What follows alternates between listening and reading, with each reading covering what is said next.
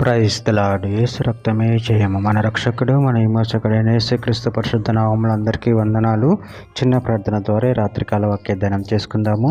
పరిశుద్ధుడ మహాగండమైన దేవ యేసయ్య, సర్వాధికారి నాయన, మీకు వేలది వందనములు కృతజ్ఞతా స్తుతి స్తోత్రం చెల్లించుకుంటున్నాను దేవ రాత్రికాల సమయంలో ప్రభు వాక్య భాగం ధ్యానిస్తుండగా వాక్య భాగం మాకు అర్థమవుట్లో సహాయం చేసి మీ కృపలో బలపరిచి మీకు మాదిరిగా మమ్మల్ని నడిపించమని చిన్న ప్రార్థన యేసుక్రీస్తు పరిశుద్ధ నామములో అడిగి వేడుకుంటున్నాను తండ్రి. Amen amen.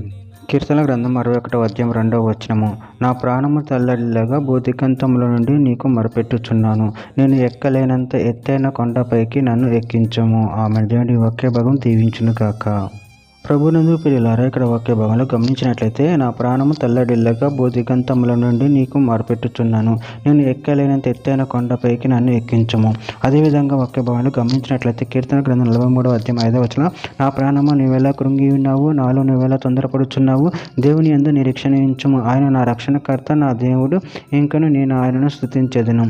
యెషయా గ్రంథం 54వ అధ్యాయం 11వ వచనం. ప్రయాసపడి గాలి వాన చేత కొట్టబడి ఆధారం లేక ఉన్నదానా, నేను నీలాంజనములతో నీ కట్టడములను కట్టుదును, నీలములతో నీ పునాదులు వేయుదును.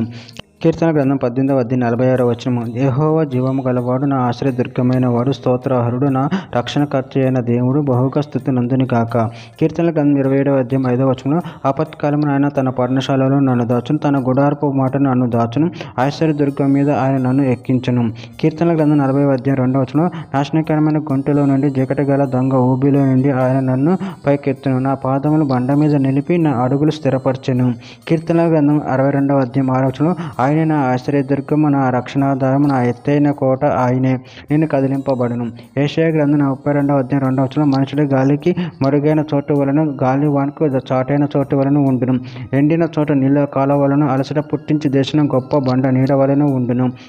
ద్వితీయోపదేశ కాండం 32వ అధ్యాయం 4వ వచనం. ఆయన ఆశ్రయదుర్గముగా ఉన్నాడు, ఆయన కార్యము సంపూర్ణము, ఆయన చర్యలని న్యాయములు, ఆయన నిర్దోష నమ్ముకొనదగిన దేవుడు, ఆయన నీతిపరుడు, యథార్థవంతుడు. చివరిగా ఒక మాట. కీర్తన గ్రంథం 59వ అధ్యాయం 16వ వచనం. నువ్వు నాకు ఎత్తైన కోటగా ఉన్నావు, ఆపద్దినమున నాకు ఆశ్రయదుర్గముగా ఉన్నావు. నీ బలమును గూర్చి నేను కీర్తించదను, ఉదయమున నీ కృపను గూర్చి ఉత్సాహగానము చేసేదను. ఆమె దేవుడి వాక్య భాగం దీవించిన కాక చిన్న ప్రార్థన చేసుకుందాము.